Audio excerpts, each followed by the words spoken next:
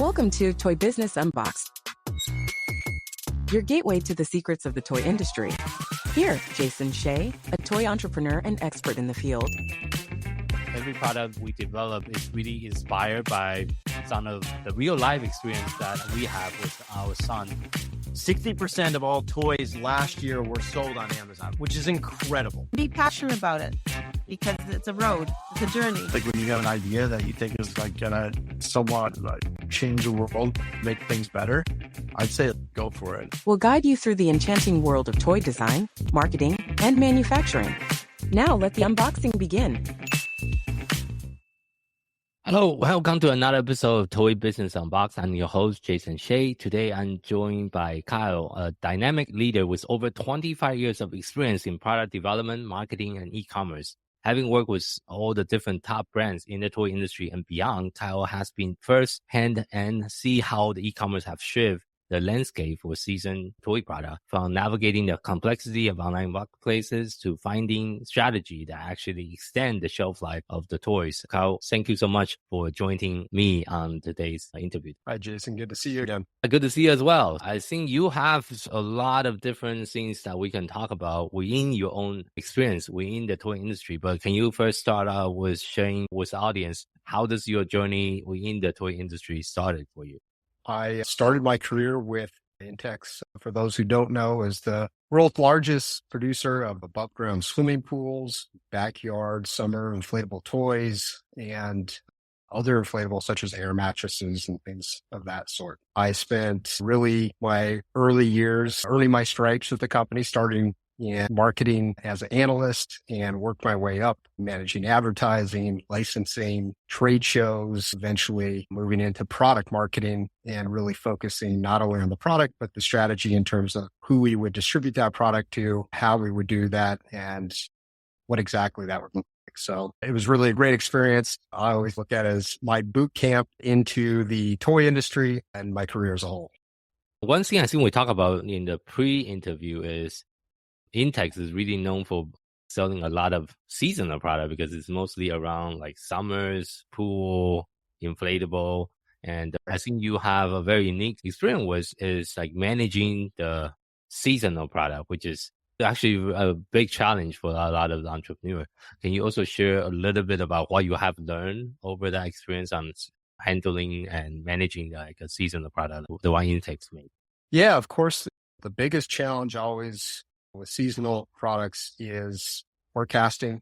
You have a very tight window to sell the product usually. I think that the landscape with the emergence of e-commerce, specifically Amazon, I think it has softened the curve in terms of the big peaks, the big valleys that in the past we would have experienced with traditional brick and mortar. I think that I don't want to say it's made it easy to sell seasonal, but it's made it perhaps easier. I see. So what are the few things for you? Like how far advanced do you need to like approach for the forecasting, for example, for a seasonal product? Is that a year in advance, or how much in advance do you usually try to do that? Yeah, for sure. With my experience in my past with not only Intex, but other toy companies that I worked with that specialize in the seasonal market, we would not only, I would say, forecast a year in advance, but really looking back, even in the case of Intex, we had decades that we could look back on and really see the patterns and understand, okay, when would consumers first want to buy certain products?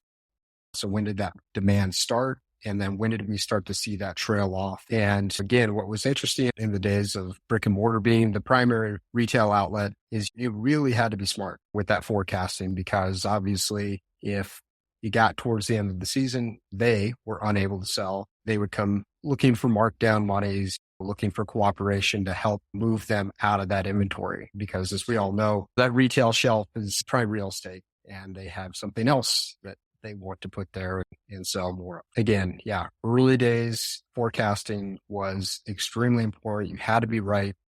If you weren't right, it made it not a very attractive business, right?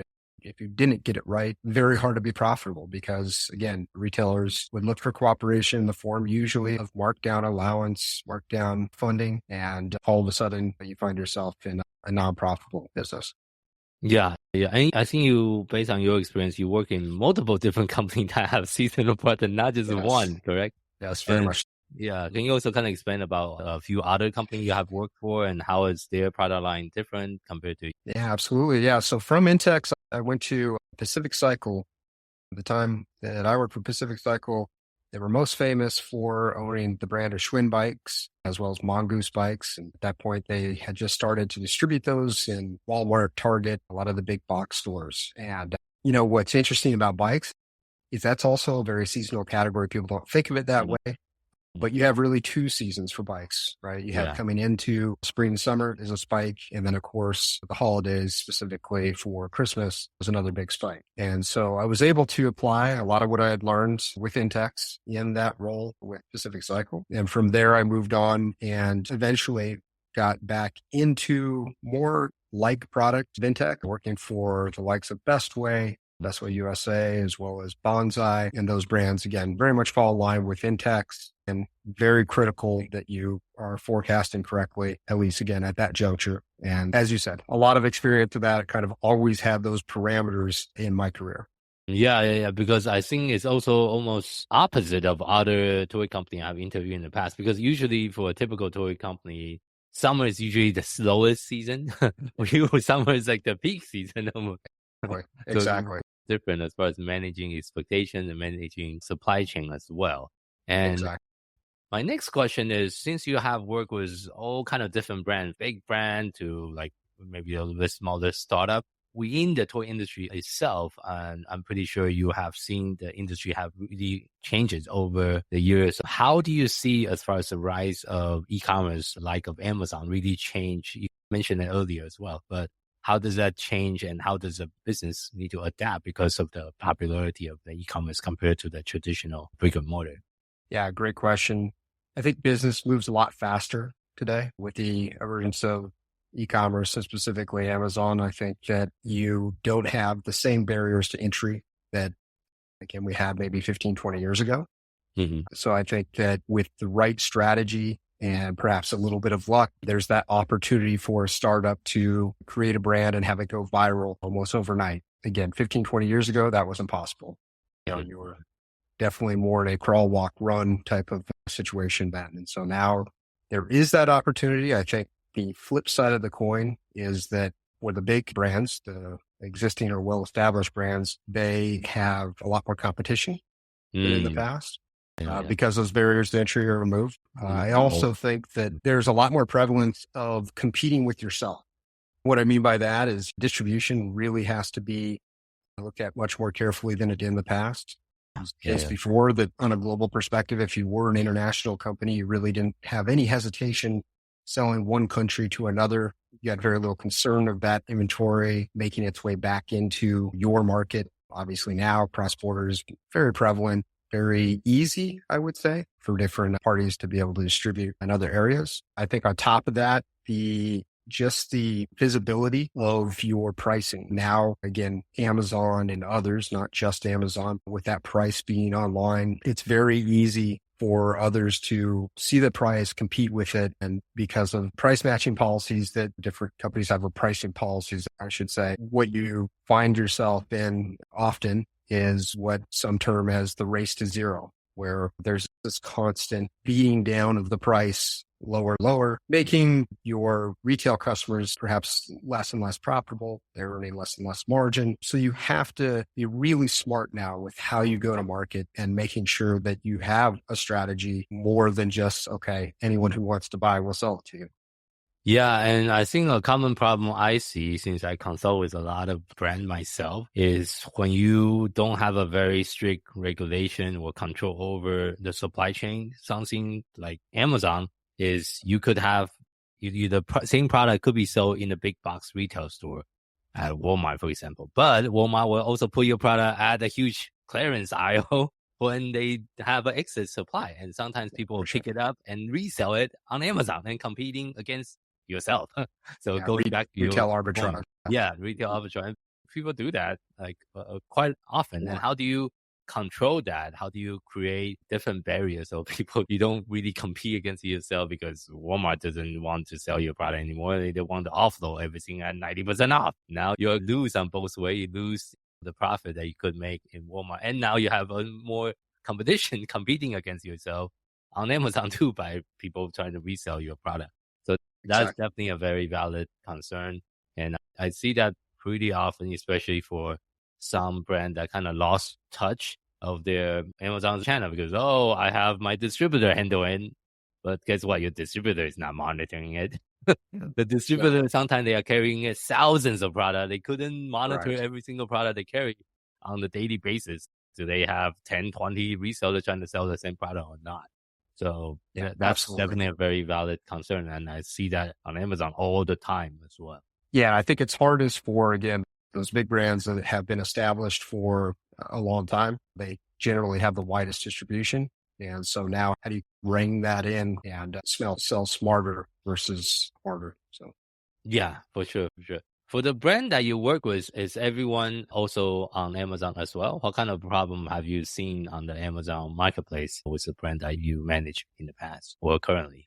Yeah, in terms of is everyone on it? The answer to that is mostly yes. And in many cases, they may be without them. For the audience, those who may not quite understand it, is how Amazon works with having the ability to sell directly to Amazon or through Amazon's platform. What I'm talking about are those third-party sellers who obtain product through some means, hopefully by legitimate means, buying from a distributor, but in any case, have come across the product and now are selling your product on Amazon, not on your behalf, but on their behalf. And do they always serve your brand and serve your policies? No, they don't, of course. Yeah. So the answer to your question is yes. I think you're hard pressed really to find a brand that is out there that isn't being sold on Amazon or at least some marketplace. I think that the big challenge again is for those brands themselves to make sure that they're managing their business. They know what's being sold or know how it's being sold. They are controlling the message. They're controlling what that look and feel is online. Yeah, that's a really good point, especially when you have someone else selling your product, but they might not have the time and resources to represent your brand at the best light. And maybe they just took some random picture of the product in their garage and they just throw it out on Amazon. Exactly right. Yeah. And the problem it might create is when other consumers are trying to look for your product in the store. Sometimes I do this as well. It's like, okay, let me check on Amazon and see how many reviews this product have before I buy it at a retail store. And now you have a very poor representation of your brand and your product. You didn't spend the time and energy trying to manage the marketplace, but people can still see it regardless. And people doesn't know, is that from you or from someone else? People don't know that. Exactly right. And actually, you're touching upon something that I failed to bring up before and how e-commerce and Amazon has really changed business. And another big component is just what you were saying with the reviews and the ratings. There's a lot more direct feedback that before required focus groups or surveys. Now that's readily available to you and your competitors. And I think that's another part too, right? Is that even from a product development standpoint, even fairly large brands will sometimes get their ideas from seeing their competitors' feedback on Amazon. And that's actually a different tool that you can aggregate it and use the AI to summarize all the 10,000 review. And you can get a summary of what is everyone saying, what people are complaining about, and you can go out, just like you said, and make a better version of the same product using the feedback and the review that you can already see. And I think that those are all very valid points. And especially for like seasonal product for some of the brand you manage, by the time you see the problem, if you don't react fast enough, the season might be already over. Because it's a very short season as well. That's very true. Now, I will say another way that e-commerce, and again, specifically Amazon, is changing that seasonal business is that more and more there is request for evergreen product, meaning the continuation of the product lifecycle. How Amazon and e-commerce really in general works is that it's all about the data behind those products, what sells, and that's what drives demand. In Amazon, for example, they're not extremely excited about new products that you introduce until those new products gain traction. in the market. Yeah. Then they're very excited, and then they might come to you and request that those products be made exclusive to them, or other retailers may make that request. But I think it's very interesting in how that is something that we didn't have again in the past with brick and mortar, is this demand to continue products year in, year out, even in the seasonal category. Yeah, and like you mentioned earlier, in Amazon, it's also very unique. There's an industry term called Amazon honeymoon period. I don't know, have you heard of this term? But Yes. pretty much the first 30 days where Amazon, their algorithm and their search engine will really give you a lot of more, people call it ranking juice. So you get to rank a lot higher for the first 30 days than you could be for other product. But in the first 30 days, it's really about how do you gain the maximum of attention, sales velocity, conversion, review. And then after 30 days, if you don't really prove yourself to the Amazon algorithm that your product is worthy to be ranked, then you start losing rank and people couldn't find you anymore. Just like on Google, usually the best place is like an inside joke, but the best place to hire a dead body is on the second page of the search result. And same as Amazon, the best place to hire a dead product is to hide it on the second page of the search result, because no one can see it ever. So that's true. Yeah, and that's, I think, especially for some people that is not familiar with the e-commerce landscape, especially the Amazon marketplace, they don't understand that. And sometimes, I'll just throw something up there and see how it goes. But guess what? If you don't fully optimize it before you turn it on, you're really hurting yourself for the best chance to be successful ever on the platform. And for sure. Yeah, so that's also very unique, because Amazon sees so much data, and they almost give you instant feedback based on all the data they are seeing. The flip side of that coin is, again, Amazon gives you this ability to take items that may be poor performers, and with the advertising tools available, now you would have to spend, you'd have to have some budget available to spend, but you have this unique opportunity to take some dogs and actually make them look a lot more attractive through advertising. Yeah. For sure, because it's like a pay-to-play platform nowadays. You have to run ads. So. Yeah, and I think, again, for seasonal, that's really been huge, because you have this opportunity really to put product in front of people that they may not be looking at that point in the season. For example, with an Intex or Best Way, the above ground pools is a large purchase. It's a big ticket item, and people may want these products, but they're not thinking about those products until it gets hot. But what you really want them to do, where there's more ability for them to make that purchase, is for them to start thinking about it in February before it gets hot. And so the advertising enables you to do that, to get those products in front of them much, much sooner than they ever would have been in the past. I see. Yeah. I think that the e-commerce does allow for a longer selling season. Like you just mentioned, that's one way to maybe leverage that. And maybe also, is there any other strategy that you have done in the past to try to reduce the risk of excess inventory? Yeah, for sure. I think, again, it's the various tools that are provided, ability to promote anytime. If you were looking in the past with brick and mortar, you had to plan co-op promotions well in advance. When you got to the season, you could have come to an agreement to mark down and discount the product. But discount is different. That's different than a promotion that can come off as a positive and an exciting opportunity, right, for purchase. And there's various promotional events. Prime Day happens to fall what we would have considered in summer seasonal, and really the end of the season. And Prime Day is a perfect example of where I have this opportunity that, okay, you're sitting on some large quantities. It's great potential to get eyes on that product and move it in a quicker time frame. I see. And have you noticed any trend or differences in consumer behavior on the e-commerce platform, especially that unique to seasonal product? Yeah, we talked about it a little bit, for sure, about the season being extended. The more likelihood that somebody would look at something earlier, again, with summer seasonal products, they might look at it before spring, even in the wintertime. There's also, I would say, in terms of behavior, an expectation that accessories are carried year round. When in the past, that would have been something where, okay, they understand when they go to a Walmart in November, December, they're not going to have a filter pump for a above ground pool at that time. They call the company would then sell it to them or make arrangements. But now there's this expectation that those products should always be available on Amazon. On Amazon, that's true. That's true. That's Right? true. You can find like Christmas ornament Yeah. anytime you want. Like, Yeah. In July, right? In July, yes, if you Yeah, want yeah. to.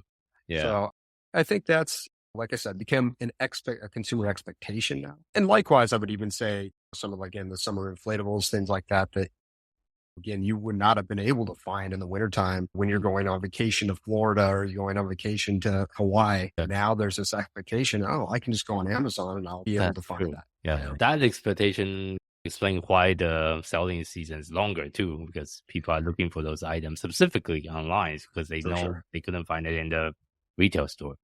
And of course, you have worked in so many different brands, and I think the current company you work for is a little bit different than toys. I don't know if you want to also elaborate a little bit about your current experience working for the current company that's a little bit different than the toy category.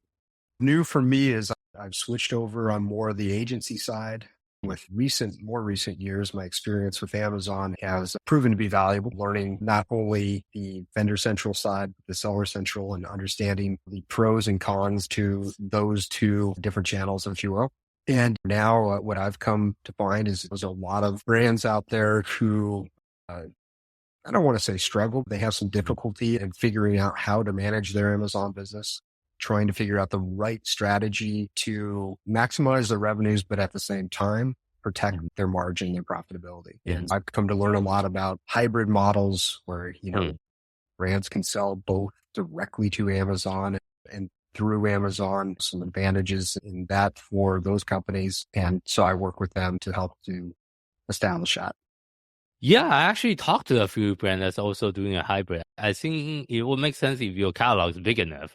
But I think for some of the smaller brand that doesn't have like hundreds of products, it might be better just to choose one instead of trying to do both. You'll be spreading yourself too thin if you only have like 5 products and try to do both. And you hit the nail on the head. It's not for everybody. There are some companies that I talk to and say, it makes 100% sense for you to work directly with Amazon, sell as a 1P vendor. And there's others that I say, it makes no sense for you to sell as a 1P vendor. You should strictly sell as a 3P seller. What kind of brand will be best fit for the vendor central? And maybe we can also talk for the listener that might not understand the differences because it's like an inside terminology, almost 1P versus 3P. Can you also explain the differences for the listener as well? Sure, I'll start there. There's vendor central, which is a 1P relationship in which you're selling to the retailer in a traditional wholesale type relationship, and then they are reselling the product. The 3P seller or seller central is where you are selling directly utilizing Amazon's platform to do so, basically using their site as your storefront. And those companies where it may not make sense for them to sell to Amazon directly, maybe those companies that, are very interested in controlling, again, their messaging, making sure that you cannot control price, but you can abide by your price policies. Make sure that you're being committed to your price policies. And in a lot of cases, it makes sense to sell on the seller central side. Those companies where it may make sense to sell through or to Amazon, I should say, directly, is those that perhaps they're import companies, perhaps that they don't have the infrastructure to sell directly, may not have the knowledge in how to sell directly. Amazon's done everything they can to make that an easier process with FBA. FBA is where you're selling the product directly. However, you're utilizing Amazon for the fulfillment and shipping, and basically your warehousing, fulfillment and shipping. And so they've made that easier, but there are still those companies that are set up to sell to resellers. Yeah. And I think one more thing I want to share with our audience is when you come to Amazon, you really have 4 different, very important, very distinct skill sets that you need to have within your team, or you need to hire someone to have those 4 skill sets: design, catalog management, SEO, and then advertising, which is PPC. So if you don't know how to do all those 4 either in-house or partner with someone, you will struggle a lot when you try to do Seller Central because it's a lot of work to make it correctly. But that's the advantage and disadvantage. There's more work, more control. But if you know what you're doing, you will also make a lot more money because you have a higher margin. Now you're not selling it to Amazon. You're selling direct to consumer. So your margin could be higher. But when it comes to vendor central, at least based on my understanding, is they will do a lot of the initial work, but their work usually is not better than what you could be doing yourself. And because Amazon is so big, they will do what I call minimal viable product for your product. They just try to throw the spaghetti on the wall and hopefully you will sell on Amazon by doing the minimum. So they won't be spending a lot of time trying to optimize. They won't be doing any kind of A/B testing for your listing. And oftentimes when I have people that complain to me when they try to sell on Vendor Central is that they also lose control of some of the pricing because Amazon also control the pricing on that. Is that pretty true based on your experience as well? I think a lot of what you said is true. I think that, again, I think there are those brands where it does make sense for them to sell as a 1P. And again, there's a number of reasons for that. And it may simply boil down to how they like to be paid.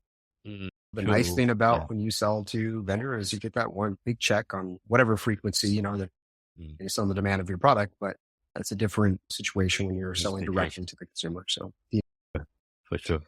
Thank you so much for being on the show today. And I think we talk a lot about all different aspects from seasonal product to Amazon to all the other different challenges that you have over the years. One of the last questions I like to ask all of our guests on the show is, if you had to share just one piece of advice with someone that's getting started in the toy industry, what would that be? Yeah, I don't think the toy industry is unique in the sense of, I think it, no matter what it is, you have to have the right product, the right price, the right offering. And now I think what's different, again, as we discussed, is if I was starting a business and I was going to market, I would start with Amazon. I'm very much a believer in the pull strategy. And I think creating that pull, that demand is easier today than it was, again, 20 years ago. And I think the opportunity to do that through Amazon is there. Yeah, if your product is the right product and the right price, obviously. Yeah, that's a very good point. So for our listener, where can they find you? Yeah, well, of course, I'm on LinkedIn, Kyle Mundy, easily searched, and you can also email me directly at Kyle, D as in David, Mundy @gmail.com. Okay, thank you for sharing that. For our listeners, thank you for tuning in to today's episode of Toy Business Unboxed podcast. We hope you have enjoyed the conversation and find it insightful and inspiring. If you like what you have heard, be sure to subscribe to our podcast on your favorite platform so you'll never miss an episode. We really appreciate your support and would love it if you can leave us a review and share the podcast with your friend and colleague. For more resources, tips, and latest update within the toy industry, visit our website at toy-launch.com. Join the conversation and connect with us on social media using hashtag ToyBusinessUnboxed. We'd love to hear your feedback and suggestions for future episodes. Until next time, keep innovating, keep creating, keep bringing joys to toys. This is Jason Shea signing off on Toy Business Unboxed podcast, and I'll see you in the next episode.